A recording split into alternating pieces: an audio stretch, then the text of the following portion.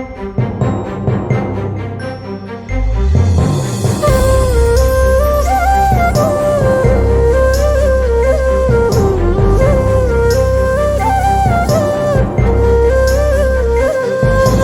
of the happiest people today will be Dr. Subramanian Swamy, because he has mentioned often that if there was one person who deserved Bharat Ratna, it is Charan Singh.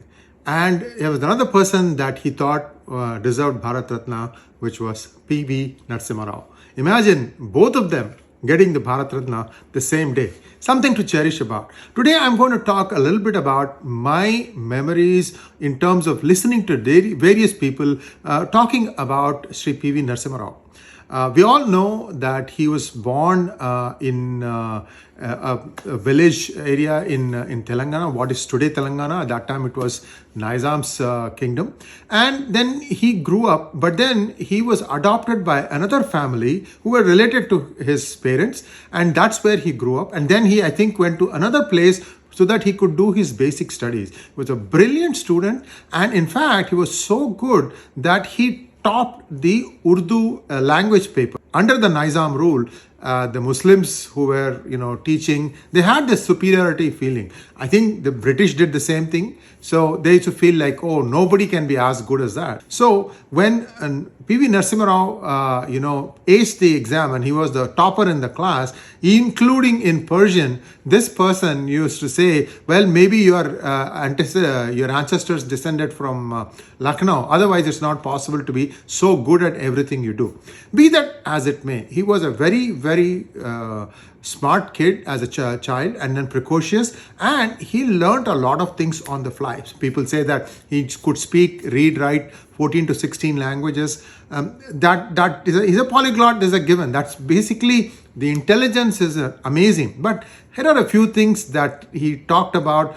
These are picked up from various things. Like, I'm going to quote one from Jairam Ramesh's book, To the Brink and Back. And this is the most important thing, because at this time, in this book, Jairam Ramesh is talking about how the Prime Minister of India, Sri P V Narasimha Rao, was defending during the motion of confidence, 15th July 1991. The motion of confidence moved 3 days earlier, came up for voting in the Lok Sabha. But before the actual vote, a vintage Narasimha Rao performance, it was his first major speech in the Lok Sabha as Prime Minister. Rao had been given briefs on different subjects, but he decided, as always, to speak not from the text but spontaneously. I think Jairam Ramesh at that time was an OSD, officer on special duty. I don't know if he worked directly under P V Narasimha Rao or not. Maybe he did. He was not partisan, but he made the point effectively that the situation he inherited had left his finance minister and him with no other option but to embark upon a series of tough measures: gold sales, devaluation, talks with the IMF, trade reforms, and so on and so forth. Then he goes on to say, the high point of Rao's 45-minute intervention came when he lapsed into Sanskrit. What have I done? What had the government done? We know that there are no alternatives to what we have done. We have only salvaged the prestige of this country. Samutpanne ardham 𝗤𝙤𝙤 𝗤𝙤𝙤. So this is the full quote is as follows, and I want to tell you what that is. This is from the book Jairam Ramesh, To the Brink and Back, India's 1991 story. And I'm going to tell you what this is. This is a Subha Ashita, good thoughts. And the original, I believe, is in Mandukya Upanishad. I could be wrong about this, but I've done some research on this phrase. But anyway, those of you who think it's a different source, do send me the link that tells where it is belonging to. The original Sanskrit, and then I'll give you the explanation in English. Sarvanashe samutpanne artham 𝗤𝙤𝙤 𝗤𝙤𝙤 arthena kurute karyam sarvanashe na jayate. See, you can understand most of it in Hindi. Sarvanash ho gaya, right? Everything. So the meaning of this is, a wise and learned person, when confronted by a situation where there is risk of annihilation, wriggles out of such a tricky situation by giving up half of his possessions. Afterwards, by judiciously using the remaining half of his wealth, he completes a work in progress and saves himself from total annihilation. So that's what he said he did. And there is an interesting aside to this in the book by Jairam Ramesh, where he says that he was at once taking pot shots at the BJP also, like to tell them, look, you are not the only one who has command over the Sanskrit language. So this is one. There is another story about how he used, I don't know if it was the same speech or a different speech. See, you know how we all talk about what happens to the Pandavas when they are going to heaven. So there's this walk, all brothers go, and then there is a dog, and there are questions asked, and so on and so forth. So he even quotes that in this. So that's one facet. The other amazing thing is, as a farmer, he used to also help out in farming. And he was noticing that one of the Kirloskar motors wasn't doing the job as efficiently as it should. You know what he did? He dismantles the entire Kirloskar motor design, finds out what is wrong, fixes it. I don't know how he got the metal parts to fix it. And then he writes a letter to Kirloskar pumps saying that, look, you guys have this design flaw that you can correct. And it is believed that Kirloskar replied back and said, thanks for pointing out this flaw. We have fixed it in our future designs. So this man was not just something like, he could read, he could write. He had a lot of dimensions to him. I've also told you about Professor Nalapat, as a secretary of the Students' Union, inviting the then spokesperson of Indian National Congress, Narasimha Rao, to come and give a speech in Thiruvananthapuram. And after giving the speech, at that time he was a no one. He didn't have any ministry or anything like that. And then at the night when he offered to put him up in his own room when Professor Nalapat was staying, and he offered him his bed, Narasimha Rao ji said, no, I'm used to sleeping on the floor, and he slept on the floor. This is not, it was, I think, probably in the 80s, something like that. So this man had some amazing attributes, amazing characteristics. And I have another friend who has told me that one of his nephews, this is in the 80s or probably early 90s, when BJP was on the ascendancy, comes in and says, oh, uncle, we have to do something. BJP has won again. Or maybe it was some by-elections or something like that. So for that, very calmly, he listens to his nephew get all excited. And then he says, they are also patriots, just like us. Think about this. Where was Congress and where is Congress today? Why do they have this, self-destruct approach? I don't know. One of the Congresses can only explain this to me. So there are many such stories about Sree P V Narasimha Rao. I have another friend of mine. His name is 𝗤𝙑 𝗍𝘂𝘁. I hope he doesn't mind me quoting his name. And he's a very dear friend of mine. His father was a big man.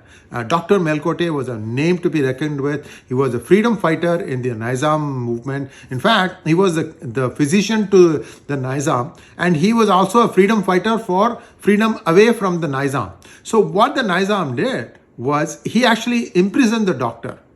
So the doctor was in jail. He was also their personal physician. So what used to happen was that he would take him out of the prison to perform his checkup, his family checkups, all that thing. And then he'll go back to jail. And the Nizam would send his younger brother to the doctor's home so that he could take care of the children, like taking them out to the park, making sure everything was okay. So we had a very different system of politics then.